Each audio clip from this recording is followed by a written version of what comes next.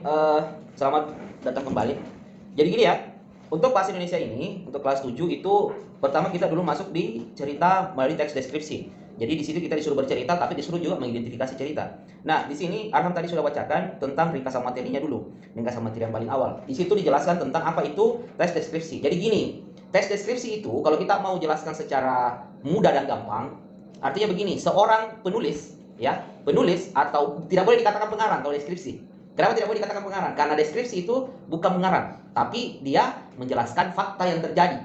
Jadi bukan pengarang kalau deskripsi. Jadi tidak boleh dikatakan pengarang. Kita menyebutnya penulis, ya. Kenapa? Karena yang dijelaskan itu atau yang ditulis itu adalah hal yang betul-betul terjadi. Itu yang pertama. Apa di situ yang ditulis penulis dalam deskripsi? Menjelaskan secara detail dan terperinci tentang sebuah tempat atau sebuah keadaan, ya. Atau bisa juga sebuah kejadian itu. Jadi sebuah tempat, sebuah keadaan atau sebuah kejadian itu diceritakan. Kalau kita berbicara tentang sebuah tempat, itu penulis betul-betul menceritakan apa itu yang terjadi di tempat itu, bagaimana bentuknya tempat itu, bagaimana keadaan tempat itu. Seolah-olah pada saat orang membaca tulisan itu atau pembaca membaca tulisan itu, misalnya kita membaca Wakatobi misalnya ya, atau jauh terlalu jauh, Bantimurung ya, Bantimurung. Bantimurung itu kita baca. Oh, di situ dijelaskan tentang Bantimurung itu ada air terjunnya itu panjangnya sekian, kemudian di bawah air terjun itu ada bebatuan, kemudian di samping-samping air terjun itu ada banyak kupu-kupu dan lain sebagainya. Itu namanya deskripsi. Masuk langsung duduk. Itu namanya deskripsi, ya, seperti itu. Jadi seolah-olah penulis itu menceritakan detail dan secara terperinci. Pada saat pembaca membacanya, itu kita berimajinasi, oh Bantimurung itu, oh ada air mancur. Jadi pembaca itu seolah-olah berada di Bantimurung, seperti itu. Jadi betul-betul jelas. Jadi kalau cerita pendeknya itu betul-betul jelas. Nah itu kalau keadaan. Nah kalau misalnya biasanya itu ada juga penulis yang menceritakan tentang makanan. Makanan, misalnya gini ya, makanan. Coto itu adalah makanan tradisional Makassar yang terbuat dari daging.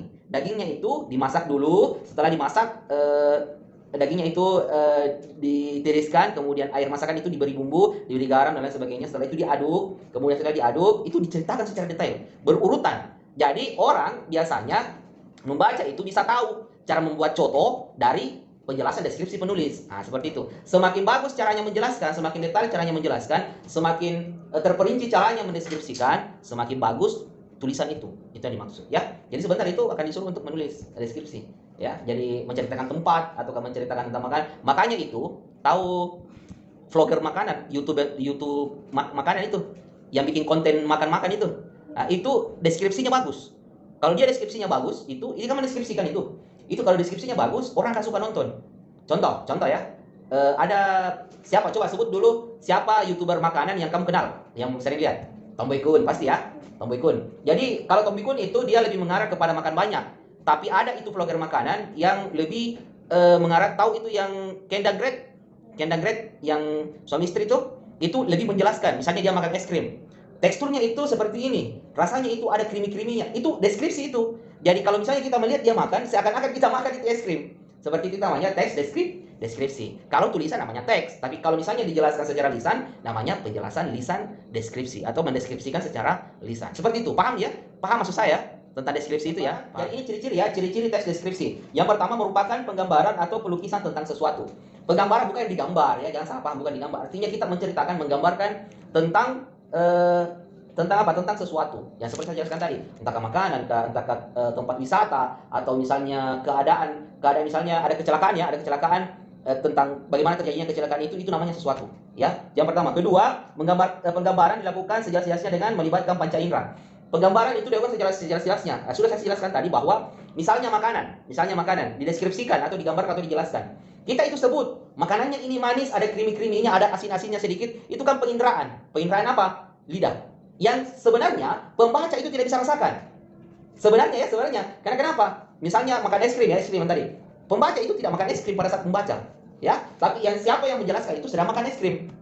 Misalnya bukan tulisan tapi dari YouTube. Dia sedang makan es krim, dijelaskan rasanya seperti ini. Dijelaskan sedetailnya. Kalau digigit, yang pertama ditemukan adalah kue bolu. Pada saat digigit lagi lebih dalam ditemukan ada biskuitnya. Digigit lagi lebih dalam ditemukan ada es krimnya atau krimi-kriminya. Itu dijelaskan.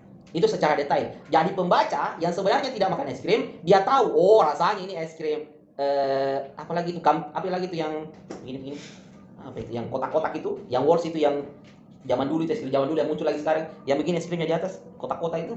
Es krim apa namanya? Vinela apa? Itu ya, intinya seperti itu. Iya, Vineta, ya. Vineta. Itu kan saya tidak pernah makan itu. Sampai sekarang saya tidak pernah makan. Kenapa? Karena kalau saya beli pasti ada yang mau makan semua. Kalau saya kan agak larang makan es krim. Tapi saya mau. Kalau saya mau makan di jalan susah karena banyak. Iya kan? Seperti itu. Jadi itu biasa saya lihat itu yang di YouTube itu dia jelaskan. Oh, kalau dipotong di atas dulu es krim, di bawah ada bulu, kemudian rasanya itu bagian atasnya itu vanila, bagian bawahnya itu coklat. Itu namanya mendeskripsikan. Sehingga biasa gitu makannya. Kita melihat menonton ya gitu, tapi begini Ki. Artinya caranya mendeskripsikan itu bagus.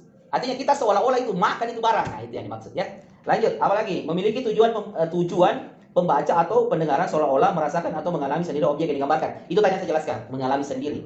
Lanjut, menjelaskan ciri-ciri objek dideskripsikan seperti bentuk, itu bentuknya, ukurannya, warnanya. Ini kalau lokasi, ya seperti saya tadi saya banting murung lokasinya di mana dan keadaan suatu objek secara terperinci. Itu yang dimaksud. Kalau misalnya lokasi, biasanya gini, sering kita coba jelaskan saya bagaimana kalau kita mau ke Bantimurung misalnya. Orang itu menjelaskan secara terperinci. Oh, dari mana kamu berangkat? Saya misalnya dari Jalan Sunu. Jalan Sunu kau naik apa? Saya naik mobil. Oh, bisa lewat tol. Berarti kamu masuk dulu, pas ujung belok kanan, sampai di situ masuk pintu tol masuk di situ terus saja. Ujung pintu tol belok kiri sampai ke Maros. Pas di lampu merah Maros ada masjid, sampai di ujung belok kanan masuk. Nah, itu namanya mendeskripsikan arah jalan, ya, seperti itu. Jadi kita itu kalau misalnya mendengar seperti saya ini menjelaskan sesuatu, saya cuma mendeskripsikan begini, ini bentuknya seperti ini. Kalau misalnya tadi yang kemarin itu besaran vektor itu begini, yang bisa diukur itu kan saya mendeskripsikan. Kalau misalnya kamu paham tentang itu berarti saya berhasil. Tapi kalau kalian tidak paham ada dua kemungkinan.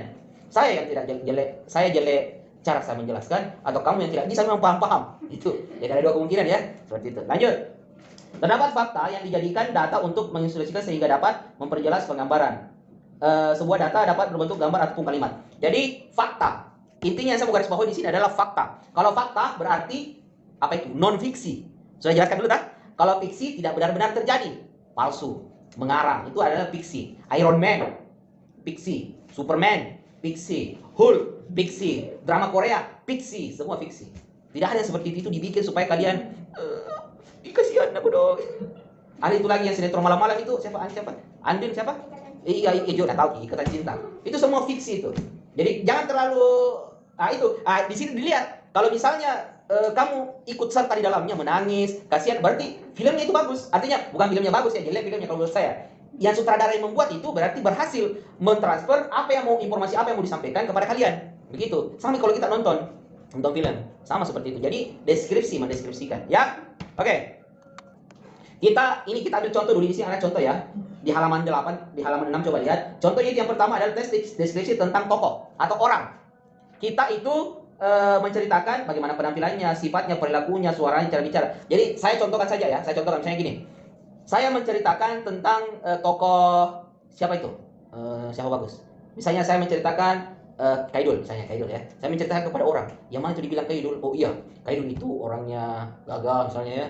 Suaranya itu kalau bicara seperti itu. Kemudian kulitnya warna seperti ini. Kemudian suaranya kalau itu agak berat. Itu semua. Ya, contoh mendeskripsikan tentang orang lagi. Orangnya badannya tinggi, kulitnya putih, rambutnya keriting, kemudian dia pakai kacamata, matanya belok, hidungnya itu pesek sampai ke dalam-dalam, kemudian bibirnya itu agak kemerah-merahan, kemudian dan sebagainya. Seperti suaranya gini. Itu namanya mendeskripsikan tokoh. Itu ya. Jadi orang itu kamu jelaskan, kamu deskripsikan orang itu sampai orang yang mendengar penjelasanmu atau membaca kalau dia tulisan itu bisa membayangkan. Oh iya bentuknya begini. Oh iya. Oh iya bentuknya begini. Ada ilmu seperti itu di kepolisian. Namanya saya kurang tahu, tapi coba tanya Bapak Mukayum. Itu kalau misalnya sketsa, itu ada memang orang itu dia ada sketsa ya, ditanya saksi. Tapi mencuri, tapi orang sempat lihat. Saksi itu sempat lihat orangnya, mukanya dan lain sebagainya. Tapi lari. Nah, ditanya, "Kamu lihat?" "Iya, saya lihat." "Bisa kamu deskripsikan ciri-cirinya?" Nah, ditanya, "Ini bagaimana tinggi badannya?" "Oh, sekitar sekian." Ya, gambar. Kalau badan, kalau muka itu biasanya wajah saja. Model mukanya seperti apa, oval atau dia bundal, dia gambar bundal. Kemudian rambutnya panjang pendek segini. Oh iya, rambutnya segini, dia gambar. Dia pada saat selesai menjelaskan semua dia kasih lihat begini. Oh iya, persis ini. Nah, itu hebatnya itu orang. Jadi dia cuma orang yang dia bertanya, kemudian orang deskripsikan, menjelaskan, dia menggambar sampai dia tahu ini kah? Oh iya, ini orangnya. Nah, jadi itu bisa dicari, ditempel fotonya kemana-mana seperti itu. Jadi itu mendeskripsikan tokoh ya, seperti itu. Lanjut. ini menentukan isi teks deskripsi ya. Jadi berdasarkan isinya, teks deskripsi dibedakan menjadi 3. Yang pertama itu adalah objektif, ya, deskripsi objektif. Yang kedua deskripsi subjektif. Yang ketiga deskripsi spasial, bukan spesial, spasial. Kalau spesial martabak, ini spasial. Oke, lanjut. Nomor 1, deskripsi objektif. Deskripsi objektif merupakan teks deskripsi yang isinya berupa penggambaran tentang suatu hal dengan mengungkapkan perincian identitas hal tersebut secara apa adanya, sehingga pembaca dapat membayangkan keadaan objek yang dideskripsikan tersebut. Agar suatu objek mampu membangkitkan daya khayal pada pembaca, penulis harus melukiskannya dari berbagai sudut pandang. Semakin terperinci penulisnya, semakin jelas tergambar dalam bayangan pembaca. Apabila objek yang dilukiskan adalah seseorang, perinciannya dapat dilakukan terhadap aspek fisik maupun rohaninya. Rohaninya itu yang dimaksud sifatnya, ya. Sifatnya. Kemudian aspek rohani meliputi perasaan, itu watak atau sifat, bakat atau peranannya dalam suatu bidang kerja. Contoh deskripsi objektif. Dalam waktu yang tidak lama, aku mencoba melirik orang-orang di sekitarku, di sekelilingku. Di sebelah kiriku ada seorang gadis cantik berambut panjang. Sambil melirik, kuperhatikan dia. Gadis itu berambut pirang, berkulit kuning dan berbibir tipis, matanya belok, kulitnya putih, kecil-kecil seperti tai cicak. Nah, itu misalnya seperti itu ya. Jadi itu namanya objektif. Merupakan teks yang isinya berupa penggambaran tentang suatu hal. Jadi misalnya objektif itu adalah apakah orang, apakah tempat, apa kejadian yang digambarkan secara terperinci. Seperti tadi penjelasannya, kalau dia orang berarti digambarkan bentuk wajahnya bagaimana, bentuk rambutnya bagaimana, warna kulitnya bagaimana, suaranya bagaimana suaranya, apakah merdu atau cempreng misalnya, apakah tinggi badannya setinggi apa, semampai atau pendek kah, atau sekecil ini kan, misalnya seperti itu. Jadi dideskripsikan. Namanya objektif. Lanjut, subjektif. Deskripsi subjektif merupakan teks deskripsi yang dalam penggambarannya objeknya disertai dengan opini penulis. Opini tersebut bisa diberisi penilaian penulis terhadap dan dilihat dan dirasakan. Contoh, gini, saya bisa ambil contoh ini. Contoh gini, subjektif itu, kalau objektif tadi itu kita tidak boleh tambah-tambah. Paham maksud saya? Jadi saya menjelaskan orangnya, tidak boleh saya tambah-tambah. Yang saya jelaskan apa yang saya lihat. Ada orang, ini tadi ya, misalnya ada orang, cewek cantik misalnya. Oh iya, dia pakai hak tinggi, kakinya panjang semampai, warna kulitnya warna putih, matanya agak sipit, bulu matanya agak pendek. Oh ya, warna rambutnya pirang, sebahu. Kemudian cara berbicaranya itu mendayu-dayu. Kemudian hidungnya itu agak tinggi. Saya tidak boleh tambah-tambah. Objektif. Jadi saya betul-betul menjelaskan ke orang tentang apa yang saya lihat di mata saya. Seperti itu ya. Nah, yang mana yang subjektif? Yang subjektif itu kalau saya memasukkan pendapat saya menceritakan contoh, yang paling sering masuk di sini kalau kita sudah berbicara masalah rohani. Rohani ataukah watak, ataukah sifat, ataukah karakter dan lain sebagainya, kan di sini dijelaskan contohnya misalnya gini. Ada orang yang saya kenal itu ciri-cirinya seperti ini. Jelaskan tadi ya, tinggi, pendek, ataukah putih. Orangnya putih, orangnya tinggi, kemudian matanya ini. Sifatnya itu dia sering memberi. Dia sering memberi dan membantu orang di sekitarnya. Yang saya lihat. Tapi menurut saya itu cuma apalagi namanya? Tidak ikhlas Ki. Tidak ikhlas Ki. Dia memang sering memberi. Setiap hari Jumat itu saya lihat sering memberi uang kepada tukang beca, sering memberi sumbangan ke masjid. Tapi sebenarnya menurut saya itu sebenarnya ria itu, mau jadi bilang, itu sudah masuk pendapat saya ke sana. Paham maksud saya? Berarti sudah tidak objektif, berubah jadi subjektif. Kenapa subjektif? Karena sudah masuk penilaian saya kepada orang itu. Contoh ya, seperti itu ya. Contoh lagi, yang sering terjadi itu artis Korea, atau jangan artis Korea deh, artis Indonesia. Banyak sekali itu kalau dia sudah subjektif. Contoh, Nagita Ayu Ting Ting yang paling yang paling santer sekarang. Ayu Ting Ting itu kecil-kecil orangnya, tinggi, putih, cantik, suaranya merdu kalau menyanyi, rambutnya segini, kemudian kalau bicara suka nyeplak dan lain sebagainya. Tapi kalau menurut saya jelek sifatnya. Kenapa jelek sifatnya? Karena ternyata tuh pernah diselingkuh sama Raffi Ahmad. Itu padahal itu tidak, maksudnya belum pasti terjadi ya. Ternyata pernah diselingkuh. Dari mana kau tahu? Saya pernah baca beritanya, tapi kalau menurutku itu tuh tidak bagus sih kalau perempuan begitu. Biar cantik, tapi kalau begitu sifatnya tidak bagus sih kalau menurutku. Tahu ya? Seperti itu. Itu namanya deskripsi yang subjektif, yang sudah masuk pendapat saya. Jadi saya menjelaskan Ayu Ting Ting, tapi sudah masuk pendapat saya bahwa perwatakannya jelek. Itu seperti itu. Namanya objektif. Bedanya itu subjektif, bedanya objektif itu tidak boleh ditambah-tambahin. Yang kamu lihat itu yang kamu jelaskan. Apalagi tempat, misalnya tempat ya. Lego misalnya, Lego di sana. Kalau saya menjelaskan CPI Lego itu tempatnya, apa yang kamu lihat di situ? Saya melihat di situ ada banyak tempat makan, kemudian ada tempat nongkrong, kemudian kalau sore ada di situ lapangan tempat anak main mobil-mobilan, ada tempat sepeda, kemudian di situ sering orang lihat naik perahu, melihat sunset dan lain sebagainya. Itu Lego. Tapi kalau menurut saya, Lego itu tidak bagus dijadikan tempat untuk makan. Karena kenapa? Menurut saya makanannya mahal. Berarti sudah subjektif. Kenapa? Karena saya sudah menilai Lego-Lego itu menurut saya makanannya itu mahal. Misalnya seperti itu. Contohnya ya, kalau menurut saya. Karena kalau siapa tahu ada yang menjelaskan orang lain, dia menganggap murah itu. Berarti beda-beda ya. Terakhir, deskripsi spasial. Deskripsi spasial merupakan tes deskripsi yang isinya berupa penggambaran suatu objek, ruang atau tempat tertentu agar pembaca merasakan seolah-olah melihat sendiri atau sedang berada di ruang atau tempat tersebut. Dalam deskripsi spasial, penulis berusaha memberikan gambaran tentang sebuah tempat, baik tentang keadaan maupun suasananya. Penulis harus melukiskan dan berbagai segi agar tempat tersebut tergambar dengan jelas dalam pikiran dan perasaan pembaca. Ini contohnya. Jadi dia lebih mengarah kepada tempat, ya, lebih terus kepada tempat. Dia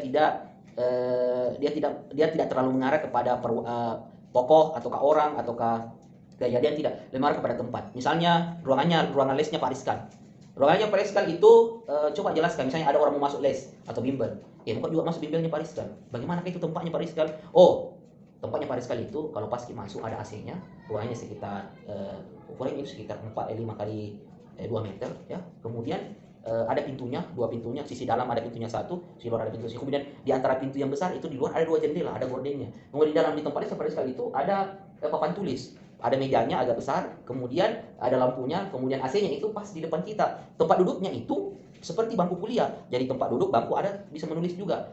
Cara duduknya itu kita berbaris 3 kali 4 seperti itu. Nah, cara menjelaskan seperti itu, orang yang kamu jelaskan seolah-olah merasa bahwa dia berada di tempat les ini, itu yang dimaksud. Itu spasial namanya. Oke, cukup ya untuk penjelasan tentang itu.